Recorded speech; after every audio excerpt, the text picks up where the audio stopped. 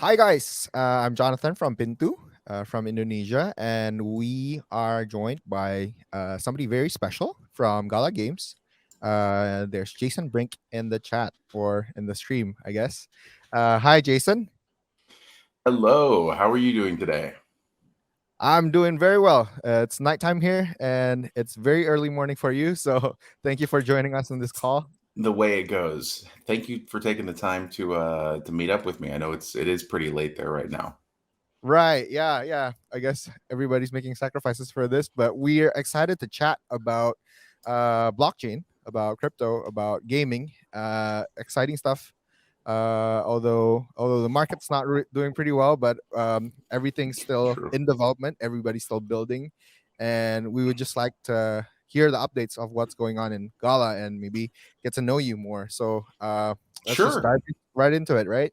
Can we start with just an introduction of yourself? I guess we want to know who you are Sure. and how did you stumble upon this industry and what do you do now for Gala Games? Awesome. So my name is Jason. I am the president of blockchain at Gala. My actual job title is Barbarian Path of the Berserker, which is kind of an unconventional job title and looks weird on LinkedIn, but that is actually my job title. We use the president of blockchain for external communication since that makes more sense to non-gaming people. I've been in the blockchain space since 2012, 2013. Really got heavily involved in 2014. Originally entered the space looking at it from the perspective of how do we use blockchain to fix social issues. Specifically, what I was focusing on at that time was the concept of foreign aid and how do we make it so that blockchain can fix some of the problems endemic to foreign aid. Won an award from the Global Development Network and Bill and Melinda Gates Foundation for some work that I did on a concept called the aid dollar. And from there, went to try to find a way to apply this concept to, developing countries, but discovered that working with NGOs and governments is very, very, very slow. So I ended up going into the blockchain gaming space because I see gaming as a way to produce the most good for the public uh, in the shortest period of time and give people the opportunity to get involved with play and earn gaming. And that's a big part of what we do at Gala. Really? Well, that's interesting. Can we dive into that? Kind of what Absolutely, man. I guess what drives you, right? So you see blockchain as a something that can impact people in a real way, and Yes, you see it absolutely. in gaming. How so? Well, I mean, from the beginning, right? The big thing that blockchain gives you is it gives you transparency, right? It gives you transparency, and in the context of foreign aid, I mean, the reason that I started doing that is because I had spent some time in Haiti following the earthquake in 2010, and it was a disaster. Not just because of the earthquake, but because of the management of the resources that were flowing into the country. So you would have tens of millions of dollars flowing into the country, but very little of it would actually get to the people who were, starving. Hmm. And the reason for that is that there is very little transparency to those financial flows. And I saw blockchain initially as a tool to do this because one of the cool functions of having a distributed ledger is that your distributed ledger is publicly available. So you can see where everything goes. And if you know what an account is, then you know everything that's going on with that account. Um, Now, from a transparency perspective, that's massive. But then the deeper and deeper I got into the space, the more I realized that there were actually new ways of looking at economies that could be created, new Hmm. ways of generating value and generating worth within a context of this. So, for example, gaming, right? Um, Gamers who play games have a value to a game company. Okay, so Hmm. a gaming company, typically speaking, if you look at like the free to play gaming world, right? Right. Depending on what game you're talking about, the user acquisition costs for those games can be extremely high, right? Hmm. Because the game company has to pay advertising to Google and to Facebook and to all of these things. to get their ads in front of viewers, to get users. Okay. And then the majority of those users drop off because that's what happens with the majority of users of pretty much everything. Right. And Right. so you have this high cost per user that plays the game for an extended period of time. What if, rather than paying that money to Google and Facebook, you developed a way to make it so that playing a game was worth it for somebody? This is what the original seed of for a long time it was called play to earn. We've moved away from that concept to play and earn, because there is still value there though, when somebody actually plays that game. And so this was basically an entirely new way of looking at gaming economies and discovering that there is, in fact, some ability to create value for people through blockchain. Sorry, I'm getting messages popping up on my screen here really quick. Somebody just leaked something in our community. Oh boy. Uh-oh. Uh-oh. I'll have to just look at this really quick just to see what's going Sure. on. These, yeah, okay, never mind. I'm going to deal with that later. It's merch designs. Oh no. Okay. Something leaked. Somebody leaked something, but I don't know that I like these merch designs. But Okay. whatever. We'll deal with that. We'll deal with Are you that good? later. Yeah. Yeah, Okay. we're good. We're good. So anyway, yeah, that's why I got into the space. Awesome. Awesome.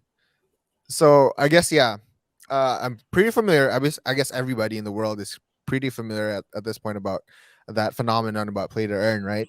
And how everybody, I guess, all the influencers are advocating for this move from play to earn to play and earn. Can you kind of go deeper into that? What went Sure. wrong there, and where are we shifting to? I think that what went wrong is that people didn't build economies correctly, and there were assumptions made about how things were supposed to work that didn't necessarily play out in the long run. So what do I mean by that? I think that if you look at the concept of play and earn, okay, what you see is that you see a large number of users who are playing a game and also potentially earning something from it, as opposed to play to earn, okay, which is what you saw with Axie and with things like that, where honestly you wouldn't play the game if somebody wasn't paying you to do it. Hmm. And the differentiating factor between these two concepts is the concept of fun, right? You play a game because the game is fun. If the game is not fun, you don't play that game. And so this is the major differentiating factor for me personally, Right. is making sure that whatever the game is actually fun to play. Hmm. Awesome. Okay. Sounds like a good thing, right? It is. It is the concept of play and earn gaming as opposed to play to earn gaming. The play and earn, I really like. Play to earn, I've never liked. In fact, we got in a big conversation because I started pushing for changing everything to play and earn about a year ago. And everybody on our content team was like, no, play to earn. It's got to be play to earn. That's what people are looking for. I'm like, no, but it's not play to earn. Our Hmm. games are real games. They're real freaking amazing games, not games that you just play to make money. And they got pushed back, or they pushed back. I'm like, okay, fine, you guys write it however you want to write it. And then six Right. months later, everybody started talking about play or ender, and I'm like, yeah, I remember that. There you go. Yeah. Awesome. So I guess that ties into my next question. I guess Yeah, how how does how do you see mass adoption into this industry, specifically blockchain gaming? What's kind of the roadmap? What needs to happen in this industry to make that happen? Kind of what's the bottlenecks? What's the problems sure. that are that needs to be Well, solved in order to get there? the first thing that we have to solve is we have to fix the problem of the onboarding, right? Right now, it is terribly difficult to get Hmm. into the blockchain space as a new person. Hmm. Okay, especially if you're doing something that's EVM or something like that, because you know the first thing that you have to do is you have to go create your wallet. Okay. Now, Right. for people who are used to creating a bank account by going to the bank and signing a paper and they give you a bank card and you're done with it, basically, Hmm. this idea that you have to create and protect your own wallet is very scary for people. Hmm. Like, it's terribly scary. So people have a tendency to not want to get involved in things like that. And so we have to fix that as part of the onboarding, or at least make it easier and not scary. The second thing that we have to do is we have to, generally speaking, integrate with the Web 2 world, specifically in terms of gaming. Okay. There is a huge pushback from a lot of Web 2 companies against NFTs and against blockchain tech because they see it as a fundamental attack on their profit margins. Um, but I think it's something that users, once they actually start experiencing it, it's something that users really like. They like that they own something.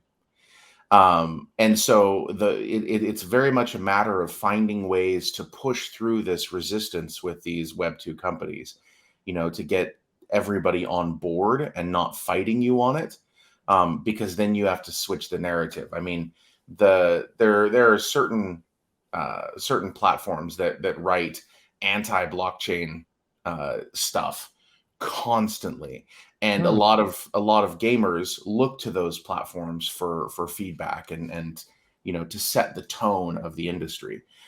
So we have to reduce the friction of onboarding, make it easier for people to join, actually get in front of Web 2 gamers, and get to the point where Web 3 or where Web 2 companies don't fight us as much. And we can start actually having a dialogue and conversation.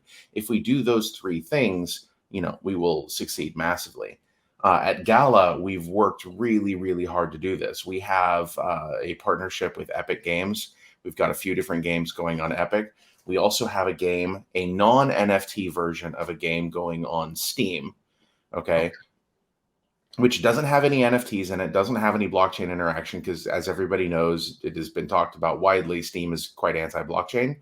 Hmm. But what it does is it gets people in so that they can see this is a game. This is a real game. It's a real fun game that you can play just like a normal human being buying a battle pass, playing a game. Um, or if you want to get more involved, you go to the blockchain side. Um, but you don't have to. You can just stay there and play the game if you want. That's fine. And so I think that doing these sorts of things, getting us in front of, Epic's 194 million users, Steam's millions and millions and millions of users, these things are what's going to start making the difference in the long run. Awesome. Um, I guess diving deeper into the game economy, right? Yeah. Um, I've always been curious to know, I guess, people in the industry's perspective about, I guess, the traditional model would bring you towards the developers selling stuff for the gamers, right?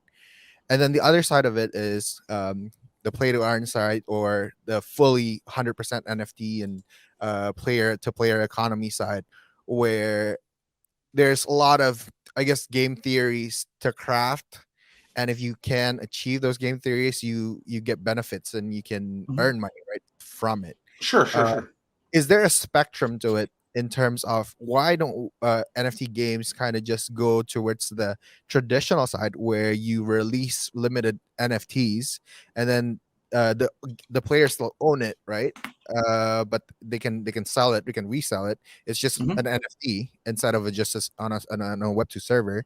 Yeah. Uh, yeah, and not this side of it, because it's so dangerous, because there's so many levers to pull, right? We see game developers kind of just, okay, I bought Yeah. this game asset and you buffed it, and then you nerfed it, and then you buffed it, and then you nerfed it, and it's just a whole bunch of, it's a mess, right? Well, I mean, the thing is if we wanted to do things that were just based on a server that's purely like a Web 2 game, I mean, most of our company came from there. So if that was what we wanted to do, we would continue to do that. Um, the problem is that in the long term, uh, that you need actual freedom. You need ungated freedom of movement for your assets. And you Mm. need a permissionless system that provides the minting and movement of those assets. So, for Mm. example, if we had a Web2 game, okay, and then we just paid people, like if us as an entity were just like, okay, you get this much money, okay, this creates massive tax implications for users. It creates massive implications for us. So we've done everything that we can to build things in such a way that it makes it as robust as possible. And then users have the ability to do whatever they would like with their in-game assets. And typically we do sell in-game assets in very limited quantities. For Townstar and Superior and all of these other games. So that part of it we do. It's just they're actual NFTs rather than Web2 assets on a database. Right. So what about that nerfing and buffing? Because when Oh, in-game that assets, yeah, that you know, game tuning is a thing, and people it has that's to a happen. thing. I know It that, right? has to happen. It 100% has to happen sometimes. So in a game, the way that we look at it is this, and this is what we tell everybody: we're always going to do whatever's best for the game. Always. If the game requires, retuning, that is what the game is going to get. Because for us, it's about that game. It's not about the rewards. It's not about the floor price of NFTs. Those aren't things that we're aware of them, but those aren't things that we structure our business around. For us, it's about an amazing game. How do we make an amazing game that people love to play, and how do we give people ownership? Awesome. That's great to hear. Um, what is Gala? I guess we've talked about blockchain gaming now. So what is Gala, and Sure. what separates you from the rest? What are you trying to do differently? Sure. So the first thing that I would say is that what Gala is our aim is to be the leader in Web3 entertainment across all verticals. So we started off very much in the gaming space, but we've also moved into music and film this year as well. And we're doing a lot in all of these different directions. So I would make sure that people think of us as Gala, not just as Gala Games. Hmm. Okay. Hmm. I think that the biggest thing that sets us apart in every sense, but specifically in the game sense, is that we actually have games. We have 28 games currently in development that are awesome games Hmm. that are built by some of the best people in the industry that are a lot of times third party developers that we have brought in so that people can play real Web3 games that are involved, engaging, and high quality. So that's the first thing that sets us apart. The other thing is scale. We've got over 440 people right now currently at Gala. Wow. So we're not like a little tiny startup anymore. We've actually built into something bigger. Hmm. Awesome. Um, Tell me more about Gala Chain. I know you guys have a chain, right? Yes, we do. So what's Gala Chain about, and why make a new blockchain? Why not join an existing one? None of the existing ones actually do what we need. So the problem is that most existing blockchains, okay, you've got kind of like two types. You either have the ones that are EVM or EVM compatible, Mm-hmm. that they do their thing. Some of them L2s, some of them various types of roll ups and things like that. The problem though is that if you threw enough users, like if you threw like Web2 numbers of users at any of these blockchains, they'd catch on fire and fall down. Really? Absolutely. Absolutely. I mean, look at how many transactions Ethereum's capable of processing in any given day. Hmm. I mean, even if you were to take an L2 approach, right? So you can massively scale that number of transactions. It's still not massive enough. Consider something like Farmville. Farmville at its peak had 34.6 million DAU. Hmm. Okay, 34.6 million users. Okay, each making conservatively 10 transactions a day.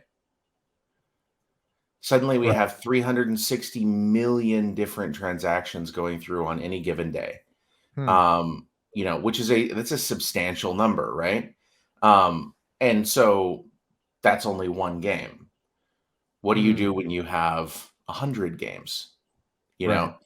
know, and just the most of the chains today just simply can't handle that, and that's why we've had to go and build our own. I see. So, what kind of approach are you? Um, how are you building that blockchain? Is it comparable to any of the layer ones currently? So the closest thing that it's tied to, I would say, is it's a heavily modified version of Hyperledger Fabric. So that's which Hyperledger is oftentimes used by like enterprise level blockchains. When you hear that X company is on, like Walmart has gone to blockchain, that sort of thing, and then you just never hear about it again. Right. That's typically an HLF implementation. I And see. so Walmart, FedEx, a lot of enterprise level companies are using Hyperledger Fabric, and this is a pretty heavily modified version of it that I think that people will be very happy to see. Works beautifully. We were just testing spider tanks on it just last night. Oh, there you go. What are you guys launched, or when are you guys launching Gala Spider Chain? tanks, spider tanks launches October 31st, so in How 10 about days. Gala Chain? Galachain is live right now for Okay. some of our games. We just haven't released all of it publicly. Right. So it's But you, it's you it were mainnet is live, but it's just not public yet. okay. Okay. Okay. Good to hear. So you guys It's were very cool. originally in Ethereum, right? Most of our NFTs are still on Ethereum because we haven't bridged them over yet. Okay. We'll be doing that here in the near future. Um, but Okay. yeah, it's a whole thing in terms of getting off of Ethereum and onto something else. Nice. Nice. Nice. Nice. How many games are okay? So Spider Tanks is in the it's Mhm. launching soon, right? 10 Yeah. days, 10 days from this recording. Exciting stuff. But how soon are you guys gonna launch the other games? What's kind of the road? We've got a launch on the roadmap every few months going out from here into like 2024, 2025. Wow. So Wow. every couple months you're going to see something new. There you go. Any kind of alpha, or can you spill Man, I've any of dropped your so much toolbag? alpha this week. I don't even know. I can't even remember what's alpha anymore.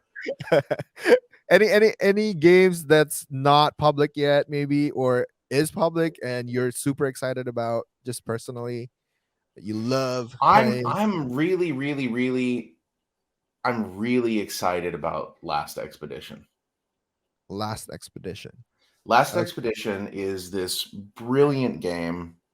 It is made by some of the same developers that made Halo and Call of Duty. Wow. So it's a very very high quality game, very high polish, um, and it has like it's like 16 player 4v4v4 sort of configuration with one more four in there, four teams of four basically, Okay. dropping into an alien world and trying to collect this artifact, mine resources, fight with one another, and not let the planet kill you. Very very very fun, very high polish, very engaging, extremely difficult Hmm. as time goes on because the planet gets more and more and more difficult.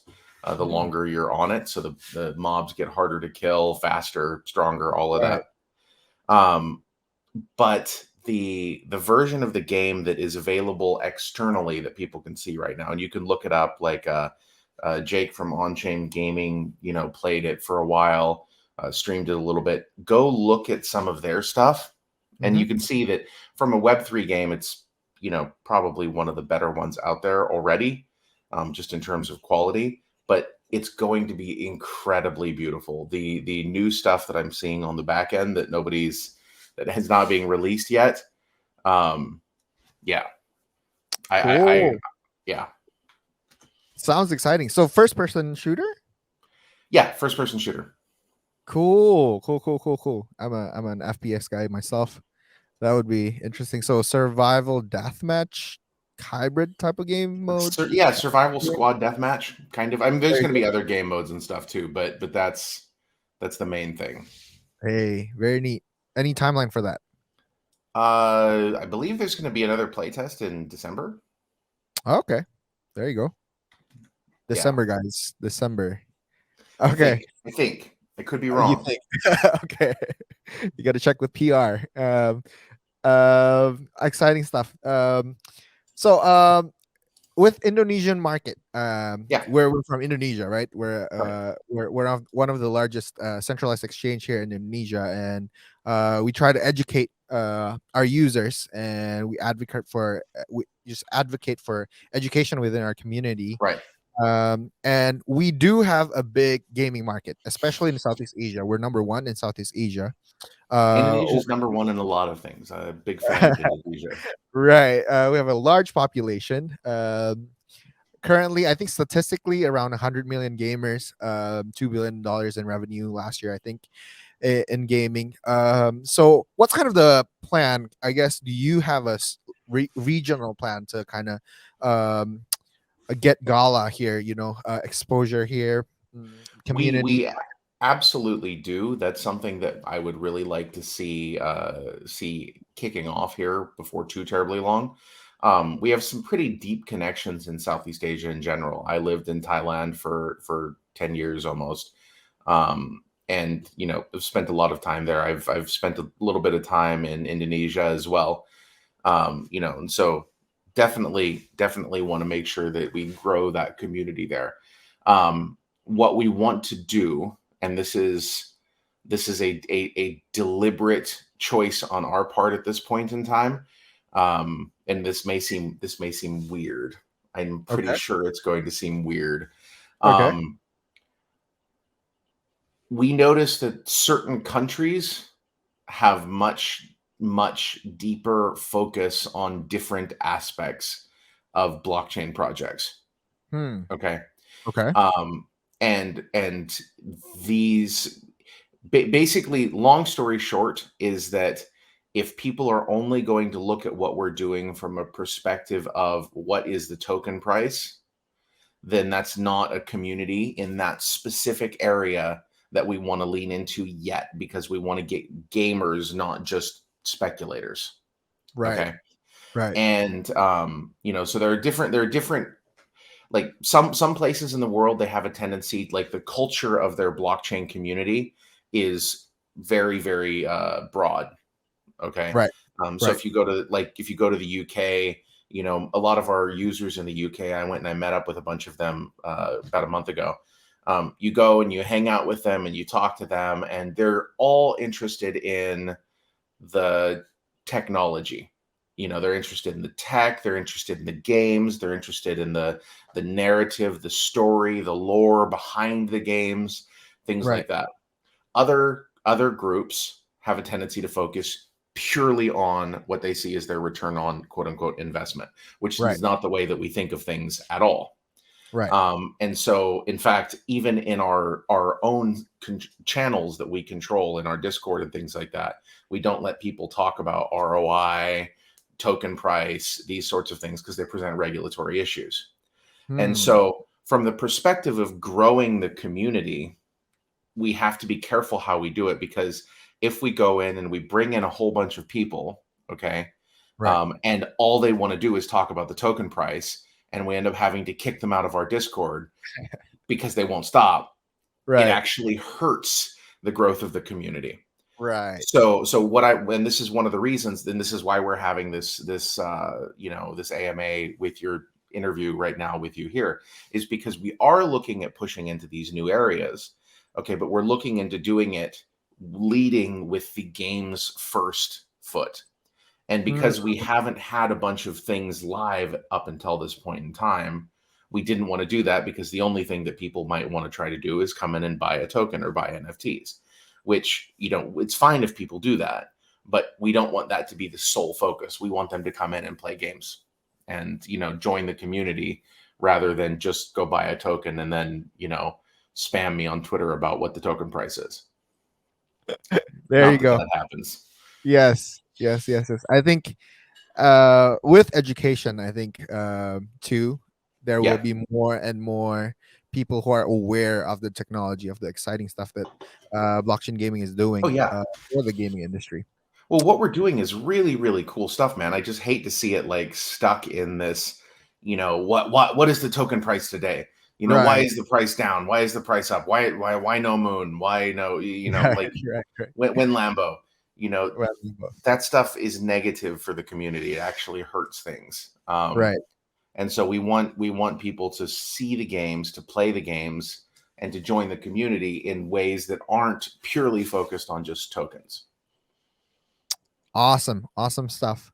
We do have questions from our community. Sure. So let me read it out to you. One user said, "As I visit your website, Gala has Gala Film, Gala Music, and Gala Verse. Besides Gala Game, what are exciting things? What are the exciting things coming in Gala Film and Gala Music?" Yeah. Gala Film and Gala Music are super, super cool. Gala Film, I don't want to talk about too terribly much because it's not an area that I have a lot to do with in the business. Okay. So I get like general reports on things, but I'm not following like the daily beat, if you understand. Right. But Gala Music, I'm super, super passionate about. We just did a drop yesterday, sold out in just a few minutes Wow. for users. And it was two brand new artists that only did a mint of 100 NFTs, and I love to jump in and see exactly how all of this works out for them because this is their first sellout. It's the first time they've ever done this, and that's a profoundly powerful thing. Wow. Wow. So, how does that work? I mean, in Gala Music, is it the mentors owning part of the music? Are they the only ones who can hear the music?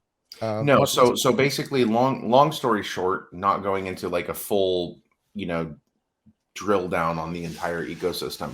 yeah, yeah. Um, the people who have those NFTs can host those NFTs on nodes.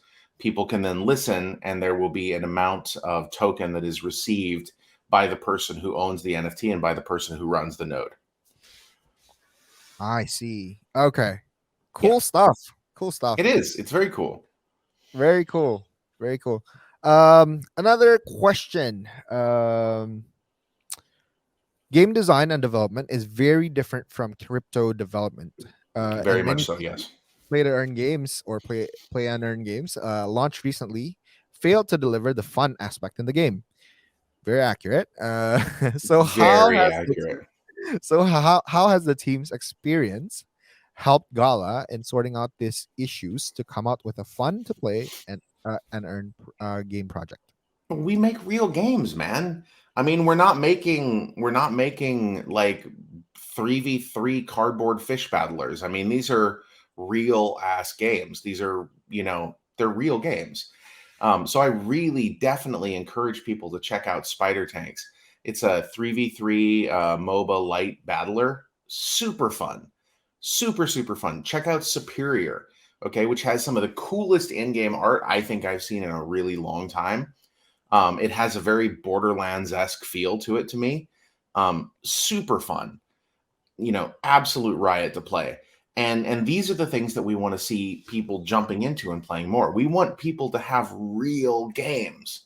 And so this is for us, this is the differentiating factor. We don't want to make crappy crypto projects that have stickers on top that pretend to be games. Okay, we want to make real games and integrate blockchain as a delivery and tech layer within that. Awesome.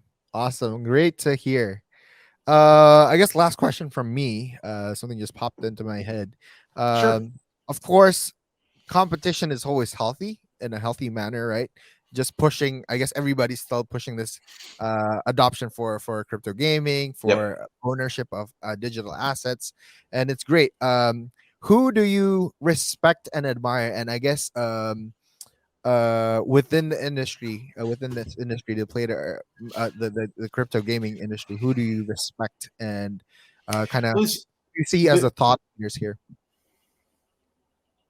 there's a lot of people that I think have a lot of good thoughts to contribute.